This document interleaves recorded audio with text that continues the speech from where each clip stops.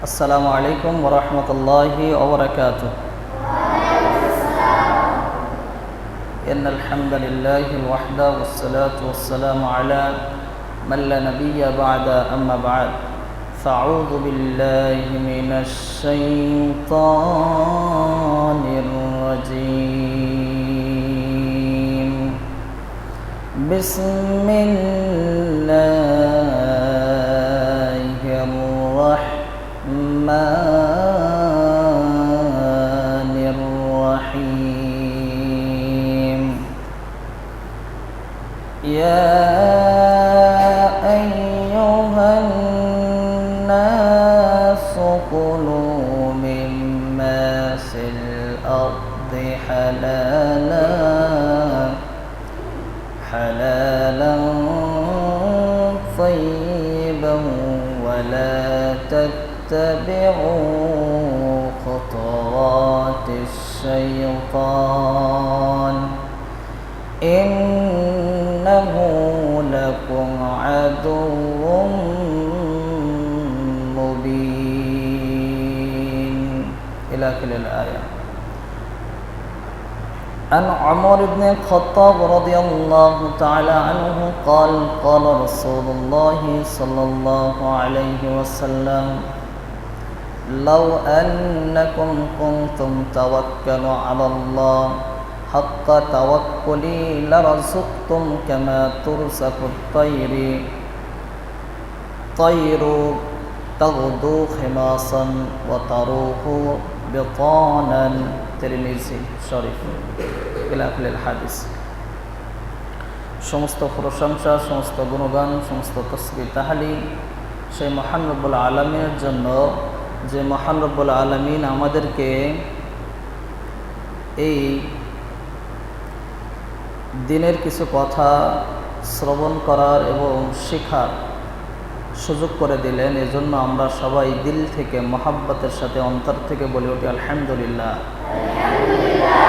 দরুদ ও সালাম বর্ষিত হোক সাইয়্যিদুল মুরসালিন খাতামুন নবিয়্যিন আহমদ মুস্তাফা আমাদের শেষ নবী, যে নবীর সুপারিশ ব্যতীত কোশ্চিনকালেও কোনো মানব জাতি জান্নাতে প্রবেশ করতে পারবে না, সেই নবী মুহাম্মদুর রাসূলুল্লাহ সাল্লাল্লাহু আলাইহি ওয়াসাল্লাম লাখো কোটি দরুদ ও সালাম ও শান্তির ধারা বর্ষিত হতে থাকুক।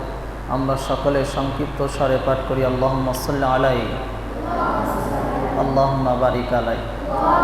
সাথে সাথে তার আহাল বর্গত, তার পরিবার পরিজন, তার সন্তান সন্ততির প্রতি আল্লাহ রাব্বুল আলামিনের অগণিত রহমত পবিত্রতার সাথে কিয়ামতের আগ পর্যন্ত বর্ষিত হতে থাকুক। আমরা সকলে বলি আল্লাহুম্মা আমিন। সম্মানিত দিনী ভাইয়েরা, পূর্বেই আমরা আলোচনা করছিলাম, বিষয়টির নাম হচ্ছে আল্লাহর উপরে ভরসা। মনে আছে? আল্লাহর উপরে ভরসা নিয়ে পূর্বের জমায় আলোচনা হয়েছিল। তো আজকে আমরা দ্বিতীয় জমায় যেটা আলোচনা করব সেটি হচ্ছে কি আল্লাহর উপরে ভরসা। আল্লাহর উপরে ভরসা আজকে তৃতীয় নম্বর পর্ব। পূর্বে আমরা রিসেন্টলি 2টা জমা নিয়ে আলোচনা করে ফেলেছি। আজকে তৃতীয় জমা, সেটা হচ্ছে আল্লাহর উপরে ভরসা নিয়ে আমরা সংক্ষিপ্তভাবে কিছু গুরুত্বপূর্ণ তথ্য ও তথ্যবহুল বিবরণ দেওয়ার চেষ্টা করব ইনশাআল্লাহুল আজিজ। ওয়া মা তাওফিকি ইল্লা বিল্লাহ আলাইহি তাওয়াক্কালতু ওয়া ইলাইহি উনীব। আল্লাহুম্মা আমিন। সম্মানিত হাজিরিন, আল্লাহর উপরে ভরসা আমরা যারাই আমরা পৃথিবীতে আসি, যারা আমরা পৃথিবীতে বসবাস করি, আমরা কারোর না কারোর ওপরে ভরসা করে চেয়ে থাকি। আমরা কেউ না কেউ কারোর ওপরে নির্ভর করে রয়েছি। যেমন কোনো পিতা আছে, পিতার ওপরে সন্তানেরা ভরসা করে থাকে, আবার সন্তানেরা পিতার ওপরে ভরসা করে থাকে, আবার অনেক স্ত্রীরা আছে, স্ত্রীরা স্বামীর ওপরে ভরসা করে থাকে। এমনভাবে একজন স্বামী সে ভরসা করে থাকে তার চাকরির ওপরে, নির্ভর করে থাকে। ইভেন কোনো কর্মী লোক যদি সে ভরসা করে থাকে তার সংগঠনের ওপরে, সে তার সংগঠনের উপরে আস্থা করে থাকে, এবং কোনো সংগঠনের কোনো নেতা সে চেয়ে থাকে কোনো আমিরের ওপরে। ঠিক এক একজনের উপরে ভরসা করে থাকে, নির্ভর করে থাকে। ঠিক এক একজন ব্যক্তির উপরে যেমনভাবে আমরা ভরসা করে আছি, এমনভাবে ভরসা করে থাকি, কিন্তু আমরা প্রত্যেকেই আমরা আল্লাহর সৃষ্টি জীব, ঠিক কিনা? আমরা যে একজন বাবা তার সন্তানের উপরে ভরসা করে রয়েছে, সন্তান তার বাবার উপরে ভরসা করে রয়েছে, স্ত্রী তার স্বামীর উপরে ভরসা করে রয়েছে, আবার স্বামী তার স্ত্রীর উপরে ভরসা করে রয়েছে। একজন স্ত্রী এবং একজন স্বামী সে ভরসা করে রয়েছে তার চাকরির উপরে, আবার একজন যে কর্মী সে ভরসা করে রয়েছে তার সংগঠনের উপরে, তার নেতার উপরে। এই যে আস্থা, প্রত্যেকে কিন্তু আমরা মানুষ, আমাদের সৃষ্টি, আমরা সবাই কিন্তু মানুষ। আমাদের সৃষ্টিকর্তা একজন, তিনি কে? আমাদের সৃষ্টিকর্তা হচ্ছেন আল্লাহ সুবহানাহু ওয়া তাআলা। তারপরেও আমরা মানুষের উপরে আস্থা করে রাখছি, ভরসা করে রয়েছি। এই ভরসা আমাদের কত দূর নিয়ে যেতে পারে বা কত দূর আমরা যেতে পারি, এই ভরসা একসময় আমাদের নির্ভরসা হয়ে যেতে পারে। যেমন আজকে বাবার সাথে ছেলের সম্পর্ক আছে, 2 দিন পরে ছেলের সাথে বাবার সম্পর্ক নাও থাকতে পারে, ঠিক কিনা? এমন হয় যে আজকে বাবার সাথে ছেলের সম্পর্ক আছে, 2 দিন পরে দেখা যায় যে বাবার সাথে ছেলের সম্পর্কই নাই।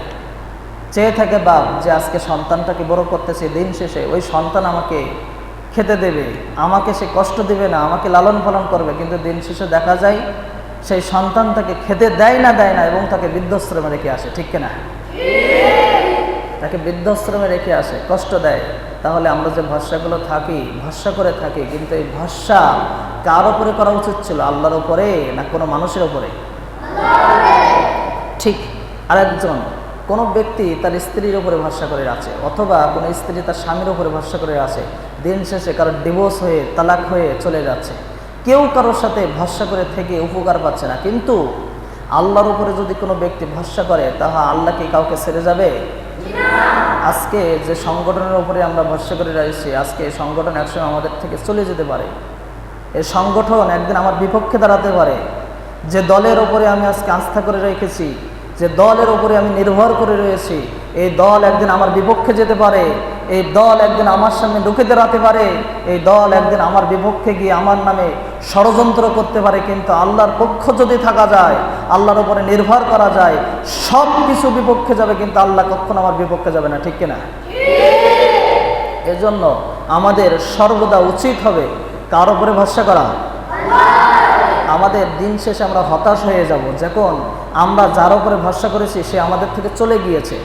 যেমন ইভেন আমার সবচেয়ে ক্লোজ আমার বন্ধুকে আমি ভরসা করছিলাম, যে আমার বন্ধু বলছিল যে তোমাকে অমুক জায়গায়, অমুক স্থানে, অমুক একটা জায়গায় তোমাকে চাকরি দেওয়া হবে, তোমাকে সেখানে তোমাকে একটা কিছুর পেশায় নিয়োজিত করা হবে।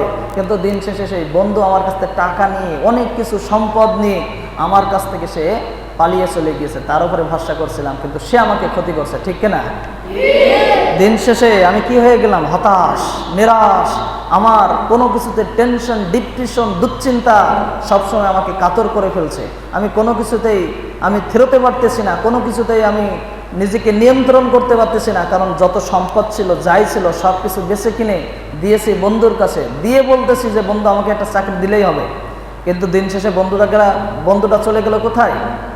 চলে গেল আমাকে ফাঁকি দিয়ে, আমার ছেড়ে অন্য জায়গায় চলে গেল। কিন্তু আল্লাহর উপরে যদি ভরসা করা হতো, আল্লাহর উপরে যদি অধিক ভরসা করা হতো, নির্ভর করা হতো, তাহলে আল্লাহ কি আমাদের ছেড়ে চলে যাবে? আল্লাহ আমাদের ছেড়ে চলে যাবে না। এজন্য আল্লাহ রাব্বুল আলামিন তিনি হচ্ছেন সব বিষয়ে ক্ষমতাবান। তার ক্ষমতার সাথে কারো ক্ষমতা তুলনা হয়? ওহু আলা কুল্লি শাইইন কাদির। তিনি চাইলে সব কিছু করতে পারে। পারে কি পারে না? তিনি দিনকে রাত করতে পারে, রাতকে দিন করতে পারে। পারে কি পারে না? আজকে কখন দিন হচ্ছে, কখন রাত হচ্ছে, কিভাবে রাত হচ্ছে, কিভাবে দিন হচ্ছে, আমরা কি ভাবতেছি? কিভাবে দিন হয়, কিভাবে রাত হচ্ছে, দিন গড়িয়ে রাত আসে। আজকে আবার সূর্যটা আসলো, সূর্য যখন উঠতেছে, উঠা মাত্রই সূর্যটা কিভাবে সে দাঁড়িয়ে আছে, কিভাবে দাঁড়িয়ে আছে, আকাশের কোন জায়গায় কিভাবে আল্লাহ রাব্বুল আলামিন সেট করে রেখেছেন। দিন শেষে সূর্যটা চলে যাচ্ছে পশ্চিম আকাশে, আবার দিন শেষে পূর্ব আকাশে উঠতেছে। কিভাবে উঠতেছে, কিভাবে আসতেছে, কার ক্ষমতায়? আল্লাহ। আজকে সব কিছুই আল্লাহ নিয়ন্ত্রণ করতেছে। দিন আসতেছে, দিন চলে যাচ্ছে, দিন শেষে আবার রাত আসতেছে, এটা রাতটাও আনতেছেন কে? ক্ষমতা কার? এই যে ক্ষমতা, পাওয়ার, এনার্জি, এগুলো শুধু দেখানোর মালিক একজন, তিনি কে? আজকে বিশাল আকাশ, বিশাল সব কিছু, এই যে বিশাল আকাশ, এই যে আকাশে ওপরে আমরা যেটা দেখতেছি এটা কিন্তু আসলে আকাশ নয়, এটা কিন্তু আসমান নয়, এটা কিন্তু একটা শুধুমাত্র একটা ধোঁয়া, ধোঁয়া, আমরা সেটা দেখি ধোঁয়া, ধোঁয়ার ওপরেই কিন্তু আকাশ আছে, আসমান আছে। এই যে প্রথম ধোঁয়া দেখি, তারপরে আকাশ, প্রথম আকাশ, এক একটা আকাশের চেয়ে প্রথম আকাশের চেয়ে দ্বিতীয় আকাশ আরো বড়, দ্বিতীয় আকাশের চেয়ে তৃতীয় আকাশ আরো বড়, তৃতীয় আকাশের চেয়ে চতুর্থ আকাশ কয়েক গুণ আরো বড়। সুবহানাল্লাহ। এরপরে এক একটা তারকা, এক একটা তারকা এক এক তারকার চেয়ে বড়। সুবহানাল্লাহ। আজকে আমাদের শুধু এতটুকু ভাবা উচিত, বিশাল আকাশ, এই বিশাল আকাশকে আল্লাহ রাব্বুল আলামিন খুঁটি ছাড়া কিভাবে রেখেছেন? তার কোনো খুঁটি আছে? খুঁটি নাই, কিছুই নাই। খুঁটি ছাড়া আল্লাহ রাব্বুল আলামিন এই বিশাল আকাশকে কিভাবে নিয়ন্ত্রণ করতেছেন? বিশাল বড় বড় তারকা, বিশাল বড় বড় তারকাগুলো কেমন ভাবে জ্বলে জ্বলে রয়েছে, তার কি কোনো রাখার কোনো স্থির একটা জায়গা রয়েছে? কেমন ভাবে সেট করা রয়েছে চিন্তা ভাবনা করা যায় না। কত সুন্দরভাবে চন্দ্রটা সেট করা রয়েছে, রাত্রের বেলায় আমাদেরকে আলো দিয়ে দেয়, দিনের বেলায় সূর্যটা কত সুন্দরভাবে সেট করা রয়েছে, দিনের বেলায় আমাদেরকে আলো দেয়। দিনের বেলায় যদি আলোগুলো আমরা না পেতাম তাহলে আমরা নিজেরাই বাঁচতাম না। এই আলোর প্রয়োজন আছে না নাই? এই আলো যদি না থাকে আমরা একসময় বাঁচবো না। এই দিনের আলো, এই রৌদ্র যদি না আসে তাহলে কি আমরা বাঁচবো? আমাদের খাবার উৎপন্ন হবে? এমন এমন খাবার আছে যে খাবারগুলো উৎপন্ন হয় না রৌদ্র না লাগলে, ঠিক কিনা? কিন্তু এইগুলো দিচ্ছেন কে? ভরসা রাখতে হবে কার উপরে? কিন্তু আজকে আমরা ভরসা রাখি না আল্লাহর উপরে। দিন শেষে আমরা মানুষের উপরে ভরসা রাখি, মানুষের উপরে ভরসা রেখে আমরা দিন শেষে হতাশ হয়ে যাই। দিন শেষে আমরা হতাশ হয়ে মুখ চেপে আমরা পড়ে থাকি, ঠিক কিনা? এজন্য আমরা সর্বদা ভরসা রাখবো কার উপরে? আল্লাহ আমাদের তৌফিক দান করুক, আমিন। এরপরে সৌদি আরব, সৌদি আরবের নাম শোনা আছে? Mecca Medina. সৌদি আরবের যদি কোনো একটা যুবক, কিছুদিন আগে দেখলাম সোশ্যাল মিডিয়ায় যে 19 থেকে 20 বছর একটা যুবক হবে, গাড়ি অ্যাক্সিডেন্ট করছে এবং মেবি গাড়ি অ্যাক্সিডেন্ট করার পরে সে পড়ে রয়েছে, তার হাত, তার পা এবং তার বিভিন্ন অঙ্গ প্রত্যঙ্গগুলো সবগুলো কেটে গিয়েছে। তারপরেও তার চোখ দিয়ে পানি ঝরে না, যন্ত্রণায় কাতরাতেছে না। সে বলতেছে হাসবুনাল্লাহ ওয়া নি'মাল ওয়াকিল, নি'মাল মাওলা ওয়া নি'মান নাসির। সুবহানাল্লাহ। সে বলতেছেন আমার জন্যই আল্লাহ যথেষ্ট, আল্লাহ আমার কতই না শ্রেষ্ঠ অভিভাবক এবং আল্লাহ আমার জন্য কতই না শ্রেষ্ঠ সাহায্যকারী। সুবহানাল্লাহ। একজন সৌদি আরবের একজন ব্যক্তি, যতই তারা খারাপ হোক না কেন, তারা বিপদে আস্থায় সব সময় তারা আল্লাহর উপরে ভরসা করে। তারা সব সময় ভাবে হাসবুনাল্লাহ। এই যে অ্যাক্সিডেন্ট হয়েছে, অ্যাক্সিডেন্ট থেকে সে বেঁচে আছে, সে চিন্তা করতেছে অনেকে অ্যাক্সিডেন্ট হলে তো বেঁচেই থাকে না, অস্তিত্বতেই পাওয়া যায় না, একজনের হাতই থাকে না, পাই থাকে না, মুহূর্তের ভিতরে নিঃশ্বাসটা চলে যায়। কিন্তু আজকে তো আমি এখনো পর্যন্ত জীবিত আছি, নিঃশ্বাস তো এখনো আছে, এজন্য আমার জন্য যথেষ্ট কে? সাহায্য করেছেন কে? সে বলতেছেন যে অবশ্যই আল্লাহ আমার জন্য যথেষ্ট, আল্লাহ আমাকে সাহায্য করেছেন, আর আমাদের শ্রেষ্ঠ অভিভাবক হচ্ছেন আল্লাহ। কিন্তু আমাদের সমাজে, আমাদের দেশে যদি এমন ঘটনা ঘটে তাহলে আমরা আগে কি করি? এখন যদি গাড়ি অ্যাক্সিডেন্ট করি আমরা, তাহলে আগে আমরা দোষারোপ করি যে রাস্তা ভালো না, রাস্তায় যে বানিয়েছে সেই খারাপ করে বানিয়েছে, এই নেতার দোষ, ওই নেতার দোষ, এই নেতা এইভাবে বানায় নাই, ঠিক না? কিন্তু প্রথমেই আমাদের উচিত হবে কার উপরে ভরসা করা? যথেষ্ট হবে কে? হাসবুনাল্লাহ, আল্লাহ আমার জন্য যথেষ্ট। যেটা হয়েছে, যেটা ঘটেছে, এটা আমার জন্য যথেষ্ট হয়েছে। এর চেয়েও যদি আরো আমার জন্য মারাত্মক কোনো কিছু হতে পারতো কি পারতো না? আজকে আমাদের সমাজে দেখা যায় যদি কেউ একটু পা হিসড়ে পড়ে যায়, কোনো হোঁচট খেয়ে পড়ে যায়, তাহলে আমরা উঠেই গালিগালাজ করতে শুরু করি। সেটা নিয়ে আমরা কত কিছু মনে করি। এবং সৌদি থেকে যদি এটা দেখা যায়, সৌদির অনেক মানুষ রয়েছে, তারা হচ্ছে বলে হাসবুনাল্লাহ ওয়া নি'মাল ওয়াকিল, নি'মাল মাওলা ওয়া নি'মান নাসির। তারা বলে আল্লাহই আমার জন্য যথেষ্ট, আল্লাহ যেটা করেছেন এটাই আমার জন্য সঠিক করেছেন, আল্লাহ যেটা চেয়েছেন সেটাই করেছেন, তাছাড়া অন্য কোনো কিছুই করেন নাই। সঙ্গে সঙ্গে তারা আল্লাহর প্রশংসা তাসবিহ পাঠ করে, সুবহানাল্লাহ বলে, আলহামদুলিল্লাহ বলে।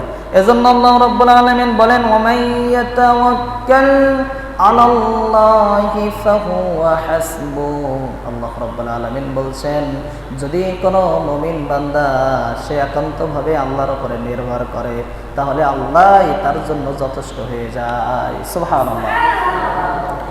এই আয়াতের সাথে সামঞ্জস্য করে আল্লাহ রাব্বুল আলামিন এই আয়াতের সাথে সামঞ্জস্য করে একটা হাদিস পাঠ করা হয়েছে।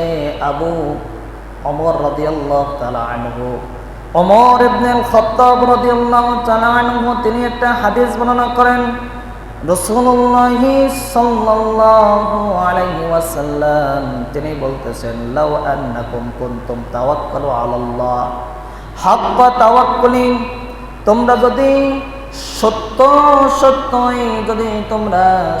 সত্যভাবে যদি আল্লাহর উপরে তাওয়াক্কুল করো, যথাযথভাবে যদি তোমরা আল্লাহর উপরে তাওয়াক্কুল করো, তাহলে জেনে রেখে দিও, লারাযুকতুম কামা তুরযাকুত তায়রা, যেমন ভাবে আল্লাহ রাব্বুল আলামিন পাখিদেরকে খাদ্য দেয়, ঠিক তোমাদেরকেও ঠিক সেভাবে রিজিক দিয়ে দিবে। এরপরে আল্লাহ রাব্বুল আলামিন বলেন, রাসূল সাল্লাল্লাহু আলাইহি ওয়াসাল্লাম বলতেছেন, খিমাকান ওয়া তারুহুন বিতানান, পাখিগুলো সকালবেলা কিসির মিসির করতে করতে বাসা থেকে বাইর হয়ে যায়, দিন শেষে তাদের পেটটাকে ভর্তি করে আল্লাহ তাদের নিরে আবার পাঠিয়ে দেয়। সুবহানাল্লাহ। এই হাদিস থেকে আমাদের শিক্ষা নেওয়ার অনেক দরকার আছে। এই হাদিসের ভিতরে আল্লাহ রাসূল সাল্লাল্লাহু আলাইহি ওয়াসাল্লাম তিনি যেটা ঘোষণা দিলেন সেটি হলো পাখিকে নিয়েই তিনি ঘোষণা দিলেন। আমরা যদি যথাযথভাবে সত্যই আল্লাহর উপরে ভরসা করি, এখানে টার্নিং পয়েন্ট যেটা হলো যে আল্লাহর উপরে সত্যই ভরসা করা। আমরা অনেকেই আছি যে আমরা আল্লাহর উপরে ভরসা করি কিন্তু সত্যই ভরসা করি না। কিন্তু আল্লাহ রাসূল বললেন, যদি তোমরা ভরসা করো, সত্যই ভরসা করো, তাহলে মনে রাখো এই সত্য ভরসা করার কারণে পাখিকে যেভাবে রিজিক দেওয়া হয়, পাখিকে আমি আল্লাহ যেভাবে খাওয়াই, ঠিক তোমাদেরকেও আমি আল্লাহ রাব্বুল আলামিন সেভাবে রিজিক দিব। পাখিরা সকালবেলা কিসির মিসির করতে করতে বাইর হয়ে যায়, কোনো খাবার আছে? কোনো খাবার নাই, কিসির মিসির করতে করতে বাইর হয়ে গিয়েছে। বিকাল হতে না হতেই তাদের পেটটাকে ভর্তি করে আল্লাহ রাব্বুল আলামিন তাদের বাসায় আবার ফিরিয়ে দেন। সুবহানাল্লাহ। তারা ভরসা করে কার উপরে? আল্লাহর উপরে ভরসা করে। আল্লাহর উপরে ভরসা করলে আল্লাহ রাব্বুল আলামিন ওয়াদা করেছেন, আমি নিজেই তাদেরকে রিজিক দিয়ে দিব। সুবহানাল্লাহ।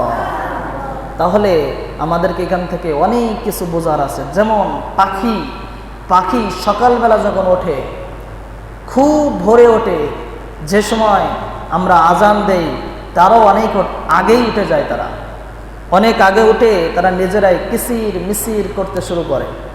পাখিরা যখন ওঠে তখন ফজরের আজান হয় না, তার আগে তারা উঠে যায়। গভীর রাত্রিবেলায় তারা উঠে প্রস্তুতি নিতে শুরু করে। যখন ফজরের আজান হয়ে যায় তখন তারা তাদের বাসা থেকে বাইর হয়ে যায়।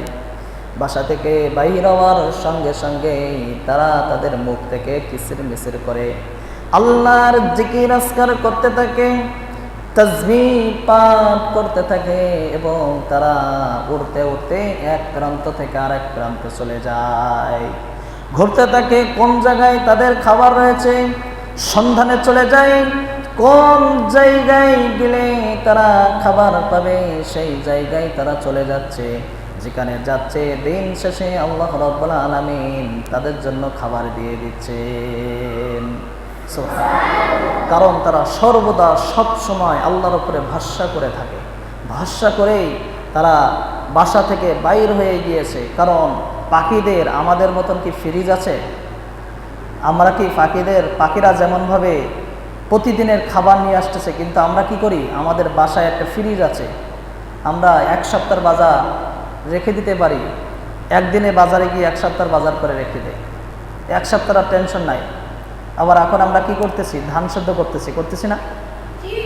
এই যে ধান সেদ্ধ করতেছি, ধান সেদ্ধ করে আমরা প্ল্যান করতেছি যে ধান সেদ্ধ করে এই ধান থেকে যে চাউল বাইর হবে, এটা আমরা 6 মাস অথবা 1 বছর অথবা 2 বছর যে ব্যারেল ভর্তি করে আমরা রেখে দিচ্ছি, আমাদের খাবার সঞ্চয় করে রেখে দিচ্ছি। কিন্তু পাখিদের কি কোনো খাবার সঞ্চয় করে রাখতে পারে? তারা এক জায়গায় রাখতে পারে? তাদের বর্ষা কি, পানি কি, ঝড় কি, তুফান কি, কখন কি হয়ে যেতে পারে কিছুই বলার নাই। কিন্তু এমন কি কোনো খবর এই পর্যন্ত পাওয়া গিয়েছে যে একদিন ঝড় হয়েছে, এই দিনে পাখিগুলো কিছুই খেতে পারে নাই, না খেতে পেরে আজকে পাখিগুলো সব মারা গিয়েছে, এমন কোনো খবর কি শোনা যায়? বিশাল বৃষ্টি হয়েছে, পাখিগুলো বাসা থেকে বাইর হতে পারে নাই, না পারার কারণে আজকে পাখিগুলো না খেয়ে মারা গিয়েছে, এমন কি শোনা গিয়েছে?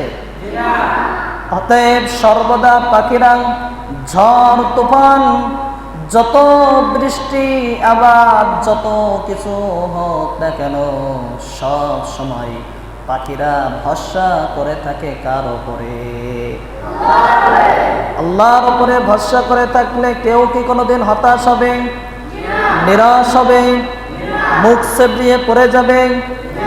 সকালবেলা একজন ভ্যান চালক, রিক্সা চালক, সিএনজি চালক, তিনি ভ্যানটা নিয়ে, সিএনজিটি নিয়ে, তার রিক্সাটা নিয়ে সকালবেলা খালি পকেটে বাইর হয়ে যায়। সকালবেলা খালি পকেটে বাইর হয়ে যায়, দিন শেষে তার পকেটটাকে ভর্তি করে দেয় কে? তার পকেটের ভিতরে কোনো টাকা নাই, আল্লাহর উপরে পরিপূর্ণ তাওয়াক্কুল করে, হাক্কা তাওয়াক্কুলি, সত্যই তাওয়াক্কুল করে বাসা থেকে বলে গিয়েছে, আল্লাহ তোমার উপরে বাইর হচ্ছি, আল্লাহ তোমার উপরে আস্থা করে নির্ভর করে বাইর হয়ে গেলাম, আল্লাহ গো আমার পকেটটা যেন খালি না হয়, পকেটটাকে ভরে দেওয়ার দায়িত্ব কিন্তু আল্লাহ তোমার, ঠিক না? এখান থেকে বোঝা যাচ্ছে যে আল্লাহর উপরে যদি কোনো ব্যক্তি ভরসা করে বাইর হয়ে যায়, আল্লাহ তাকে নিরাশ করে, আল্লাহ তাকে হতাশ করে, মুখ দিয়ে পড়ে থাকে, ডিপ্রেশনে থাকে না, টেনশনে থাকে না, দুশ্চিন্তায় থাকে না। আল্লাহর উপরে ভরসা থাকলে সব জায়গায় সফল হওয়া যায় কি যায় না? আওয়াজ করে বলতে হবে, যায় কি যায় না? এজন্য সব সময় কার উপরে ভরসা করতে হবে? এজন্য আমরা সব সময় আল্লাহর উপরে ভরসা করবো ইনশাআল্লাহ। দেখো আমরা একটু চেষ্টা করি, আরো একটু দেখার চেষ্টা করি, পাখিগুলো শুধু পাখি নয়, পৃথিবীতে যত প্রাণী আছে, কম প্রাণী আছে? কত প্রাণী, শুধুমাত্র পাখি নয়, কত বড় বড় প্রাণীগুলো আছে, সাগরে বড় বড় মাছ আছে, সব মাছ, সব প্রাণী, সব প্রাণীদেরকে, সব মাছ, যত প্রাণী আছে সব কিছুকে খেতে দেয় কে? শোনা গিয়েছে যে এই প্রাণীটা মারা গিয়েছে না খেয়ে? শুধু পাখির দায়িত্ব আল্লাহ নেন নাই, পৃথিবীতে যত প্রাণী আছে সব প্রাণীর দায়িত্ব নিয়েছেন কে? সব প্রাণী ভরসা করে কার উপরে? আল্লাহর উপরে ভরসা করলে ক্ষতি হবে না, আল্লাহর উপরে ভরসা করলে লোকসান হবে না, আল্লাহর উপরে ভরসা করলে কোনোদিন ক্ষতিগ্রস্ত হবে না, আল্লাহর উপরে ভরসা করলেই শুধু আমরা লাভবান হয়ে যাব, ঠিক না? এজন্য আমরা আল্লাহর উপরে ভরসা করব ইনশাআল্লাহ। এজন্য আল্লাহ রাব্বুল আলামিন বলছেন, ওয়া মাইয়াতাওয়াক্কাল আলাল্লাহি ফাহুয়া হাসবুহ, যদি কোনো ব্যক্তি আল্লাহর উপরে ভরসা করে আল্লাহ তার জন্যই যথেষ্ট হয়ে যায়। জোরে বলি না সুবহানাল্লাহ। ইব্রাহিম আলাইহিস সালামের নাম শোনা আছে না নাই? আমাদের নবী ইব্রাহিম আলাইহিস সালাম, জাতির পিতা ইব্রাহিমকে নমরুদ বললেন, ও ইব্রাহিম, তোমাকে আমি খুব সুন্দরভাবে বলতেছি, ভালোভাবে বলতেছি, শোনো, তুমি আমার পায়ের নিচে সিজদা দাও, আমার গোলামি করো, আমার দাসত্ব করো। ইব্রাহিম বললেন, না না না, যার হাতে আমার জীবন রয়েছে তার গোলামি চলবে। যে জীবন নিতে পারে, যে জীবন দিতে পারে তার গোলামি চলবে, তাছাড়া অন্য কারোর গোলামি চলবে না। এই কথা বলার পরপরই নমরুদ এবার বললেন, জেলখানা থেকে 2টা জেল আসামিকে নিয়ে আসা হোক। জেলখানা থেকে 2টা জেল আসামি নিয়ে আসার জন্য পুরোহিতকে বলা হলো। পুরোহিত গেলেন জেলখানা থেকে 2জন আসামিকে নিয়ে আসতে। 2জন আসামি যখন জেলখানা থেকে নিয়ে আসা হলো, নমরুদ এবার কি করলেন, একজনের পেটের ভিতরে ছুরি ঢুকিয়ে দিলেন। দেওয়ার সঙ্গে সঙ্গেই সে পৃথিবী থেকে বিদায় নিয়ে নিল। আর একজনকে এমনভাবে ধরলেন, ধরে তাকে ছুরিটা তার গলার কাছে নিয়ে যাওয়া হলো। নিয়েই পোজ দেবে না দিয়েই ছুরিটা ফিরিয়ে নিয়ে আসা হলো। নিয়ে এসে এবার বলতেছে, ও ইব্রাহিম, দেখো দেখো, আমি একজনকে মেরে ফেলেছি, একজনকে দুনিয়া থেকে বিদায় দিয়েছি, আর একজনকে আমি বাঁচিয়ে দিয়েছি। আমি মৃত্যু দিতে পারি, আমি বাঁচাতেও পারি। এভাবে যুক্তি কাটাচ্ছে ইব্রাহিমের সাথে। ইব্রাহিম বলছে, না না না, চলবে না। ইব্রাহিমকে বলা হলো, ইব্রাহিম, এই যে জ্বলন্ত আগুন দেখতেছো, এই জ্বলন্ত আগুনের ভিতরে তোমাকে নিক্ষেপ করব। আর একবার সুযোগ দিলাম, দেখো, আরেকবার সুযোগ দিলাম, আমার গোলামি করবা কিনা দেখো, আমার দাসত্ব করবা কিনা দেখো। ইব্রাহিম বললেন, না না, কখনো সম্ভব নয়। হাসবুনাল্লাহ, আমার জন্য যথেষ্ট কে? আমার জন্য যথেষ্ট আল্লাহ, আমার জন্য একমাত্র সাহায্যকারী আল্লাহ, আমার অভিভাবক একমাত্র আল্লাহ সুবহানাহু ওয়া তাআলা। এই কথা বলার সঙ্গে সঙ্গেই ইব্রাহিম আলাইহিস সালামকে কি করলেন, ফাআন্নাকুম ফিন্নার, ইব্রাহিম আলাইহিস সালামকে রশি দিয়ে বাঁধা হলো। বিশাল রশি দিয়ে ইব্রাহিমকে বাঁধা হলো।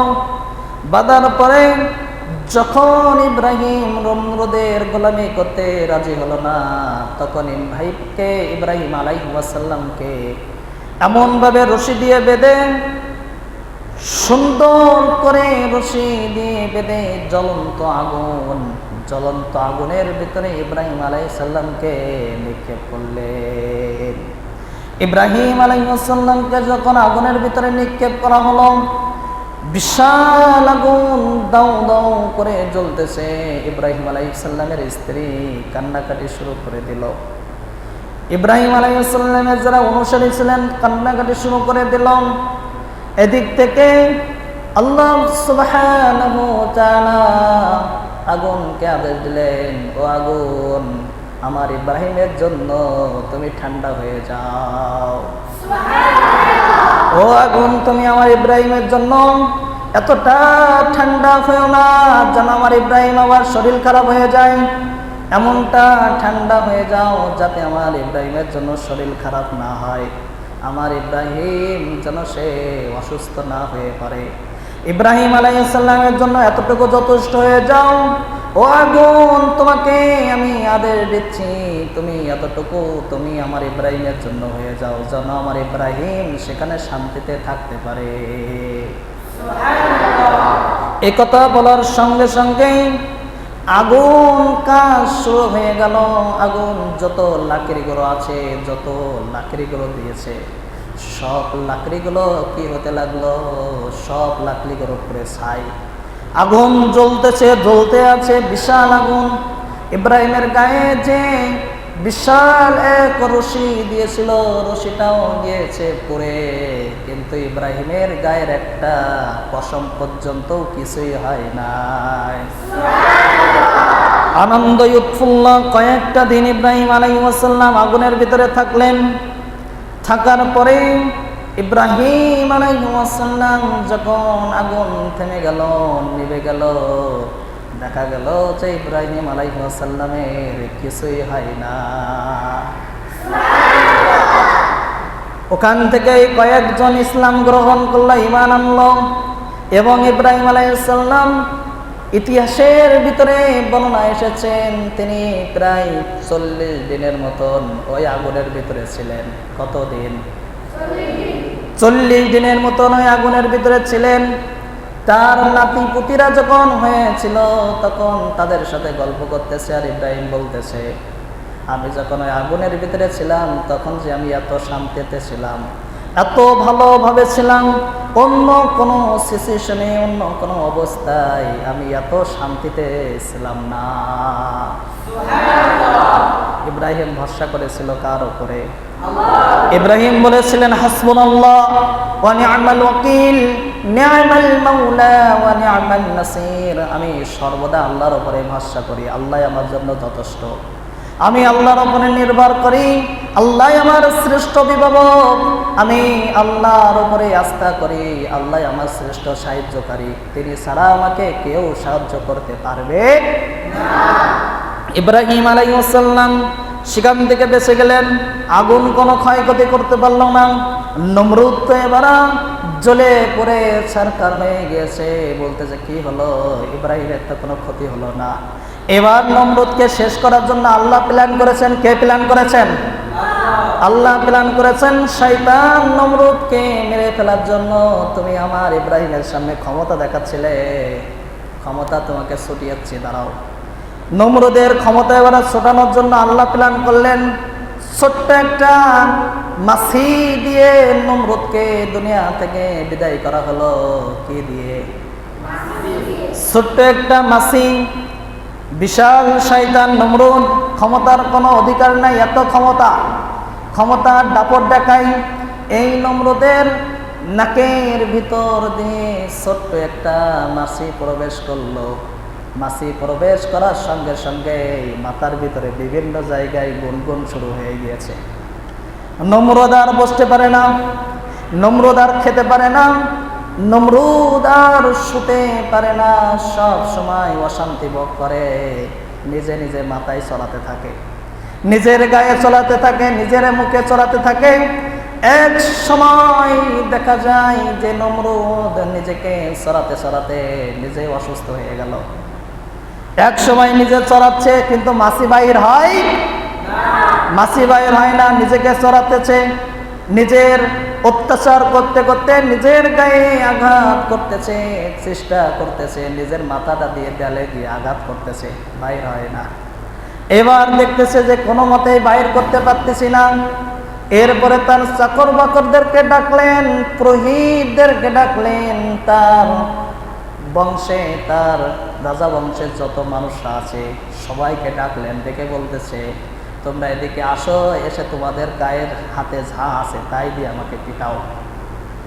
তাদের পায়ে ছিল জুতা নিয়ে নমরুদের মাথায় গায়ে পিটাতে শুরু করলো। তারা বলতেছে, পাইছি, সারা জীবন তুই আমাকে মারিছিস, সারা জীবন তুই আমাকে এতভাবে অত্যাচার করেছি, সারা জীবন নমরুদ তুই আমাকে কতই শাস্তি দিয়েছি, কত আঘাত করেছি। আজকে নমরুদ তোকে ফাঁকে পাইছি, আজকে তোকে পাইলাম। পাওয়ার সঙ্গে সঙ্গেই যত তার রাগ আছে সব রাগ জুতা দিয়ে পিটানো শুরু করলো। নমরুদকে জুতা দিয়ে পিটানো শুরু করলো। পিটাতে পিটাতে এক সময় দেখা যায় নমরুদ আর নাই, নমরুদ দুনিয়া থেকে বিদায় নিয়ে চলে গিয়েছে। এভাবে বোঝা যাচ্ছে যারা ইসলাম নিয়ে খেল তামাশা মনে করবে, ইসলাম নিয়ে যারা গাদ্দারি করবে, ইসলামের বিপক্ষে থাকবে, ইসলামের শত্রু যারা হবে, নমরুদের মতন ছোট্ট একটা প্রাণী দিয়েও আল্লাহ তাদেরকে দুনিয়া থেকে বিদায় করতে পারে। ঠিক কিনা? এজন্য গাদ্দারি, রাহাজানি, এই সমস্ত দাপট আমাদের চলে না। দাপট দেখাতে পারে একজন, তিনি কে? এজন্য আল্লাহ রাব্বুল আলামিন বলেন, তাবারাকাল্লাযী বিয়াদিহিল মুলকু ওয়া হুয়া আলা কুল্লি শাইইন কাদির। চলে বলি না আল্লাহু আকবার। আল্লাহ রাব্বুল আলামিন বলছেন, সমস্ত রাজত্বর মালিক একমাত্র আল্লাহর হাতে। ওয়া হুয়া আলা কুল্লি শাইইন কাদির, তিনি যা ইচ্ছা তাই করতে পারে, তার ক্ষমতার সাথে কারোর ক্ষমতা তুলনা হয় না। সুবহানাল্লাহ।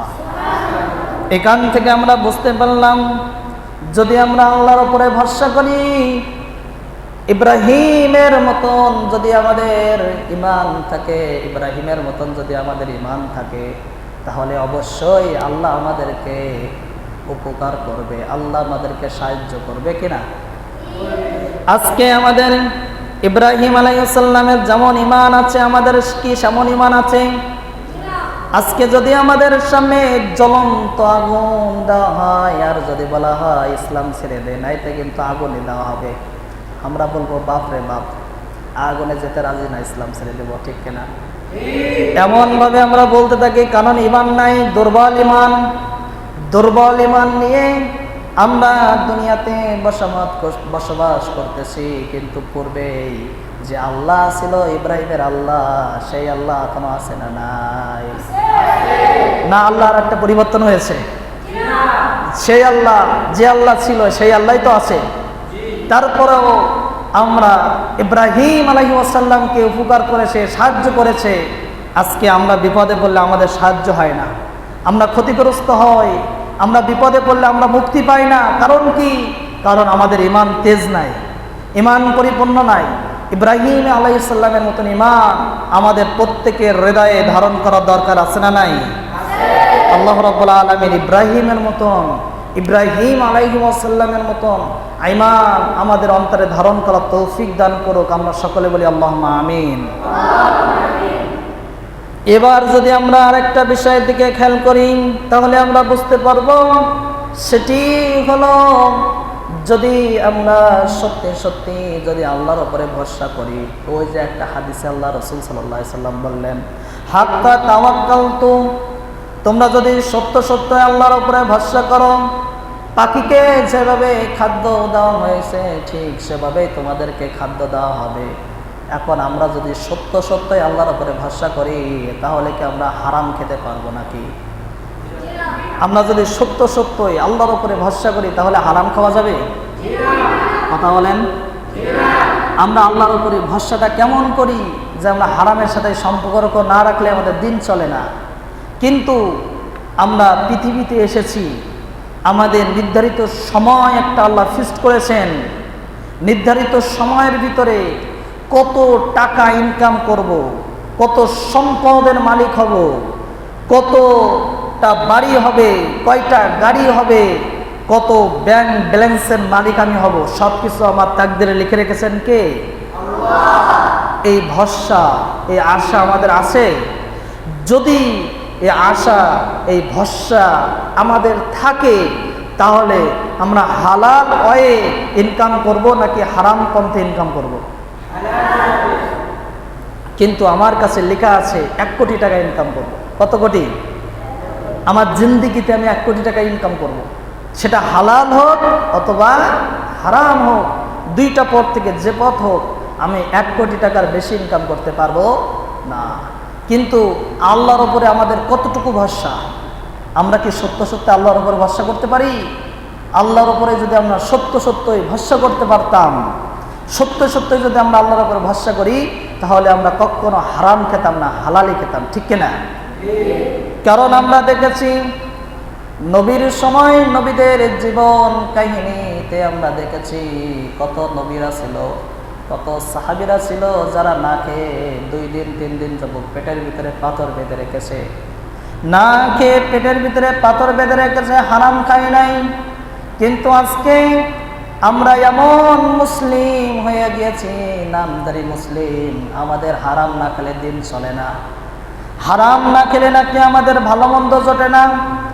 আল্লাহ রাসূল 3 বেলা না খেয়ে থাকতেন, 3 দিন না খেয়ে থাকতেন, আর আমাদের প্রতিদিন মাংস খাওয়া লাগে, প্রতিদিন মাছ খাওয়া লাগবে, প্রতিদিন ভালো মন্দ খাওয়া লাগবে, তাও আবার হারাম টাকায়।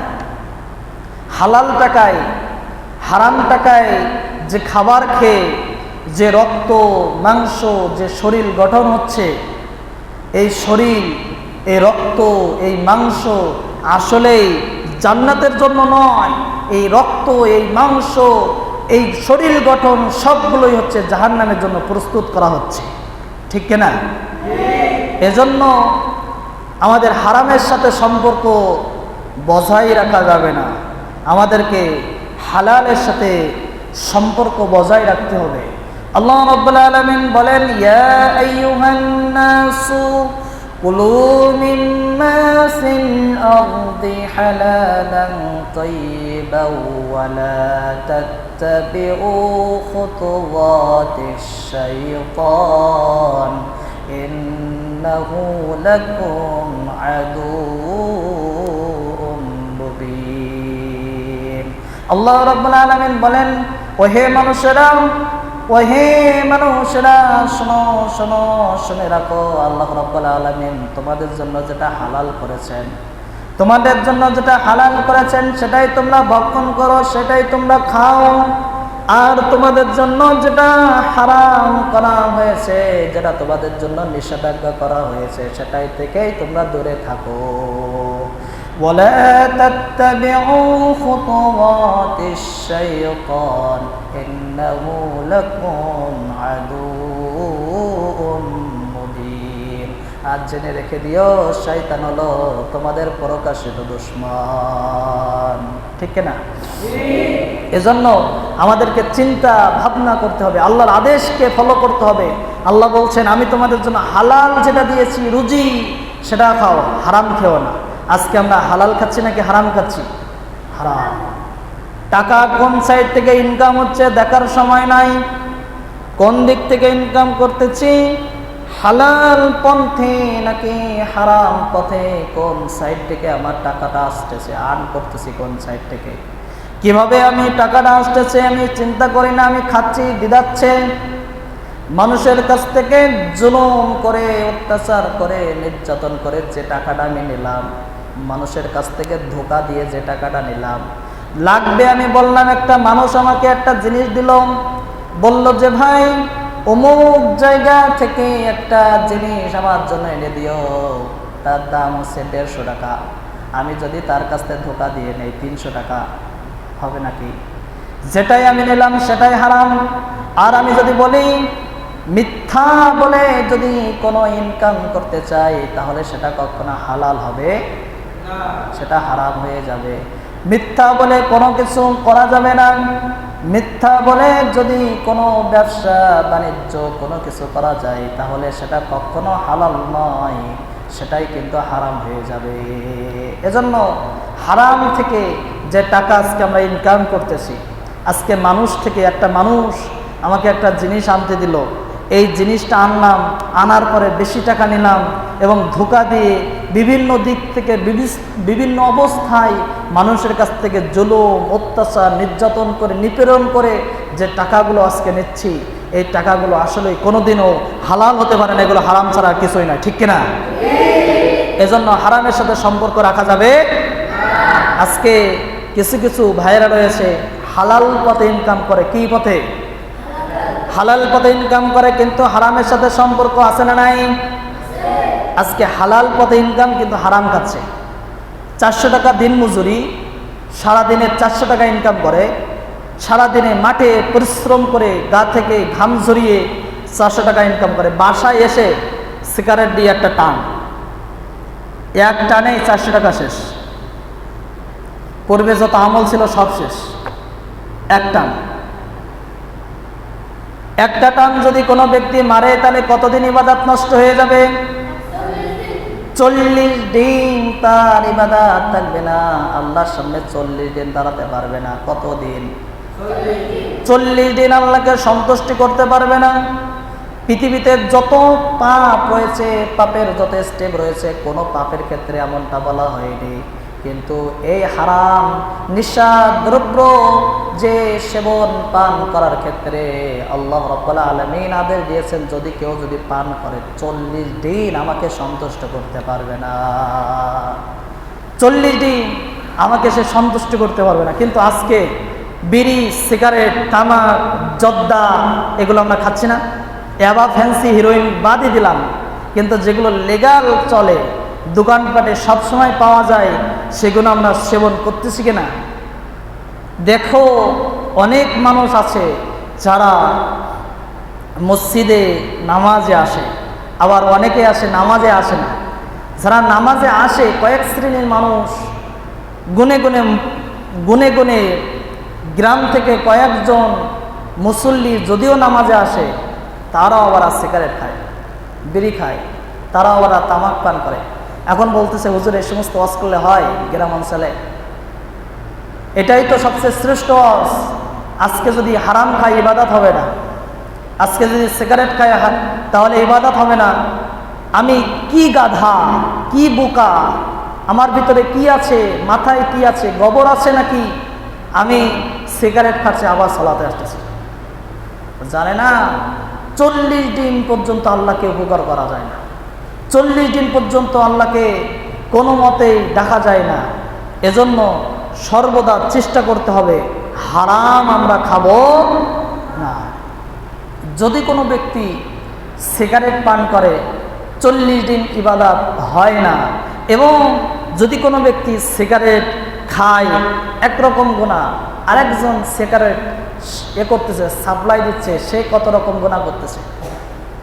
যাদের দোকান আছে, যে সমস্ত ভাইয়েরা আজকে দোকানে সিগারেট বিক্রয় করে, তামাক, জর্দা, ইয়াবা, ফেন্সি, হিরোইন যারা মানুষদের কাছে শেয়ার করে করে দিচ্ছে, এগুলো দেওয়ার কারণ কি? এগুলো দেওয়ার কারণে গুনাহে জারিয়া। কিসে জারিয়া? যত মানুষ তার দোকান থেকে সিগারেট খাবে তার একটা ভাগ পার্সেন্টেজ তার আমলনামায় চলে আসবে, গুনার জারিয়া চলে আসবে। যদি কোনো ব্যক্তির দোকান থেকে একটা সিগারেট খায়, ওই ব্যক্তি সিগারেট খেলো এবং যত মানুষকে সিগারেটগুলো আস্তে আস্তে শেয়ার করে দিবে, যত মানুষকে শেয়ার করে আস্তে আস্তে দিবে, সকল মানুষকে যত গুনাহ হবে সব গুনার ভাগ ওই দোকানদার পাবে। এজন্য শেয়ার করব না। যারা বিক্রয় করেন, এটা হারাম বস্তু। হারাম বস্তু থেকে যদি কোনো ব্যক্তি বিক্রয় করে যে টাকা আর্ন করা হয়, এটা কোনোদিন হালাল হতে পারে না, হারাম। এই হারাম খেয়ে শরীরে রক্ত মাংস যেটা গড়বে, এই গড়া বস্তু কখনো জান্নাতে যাবে।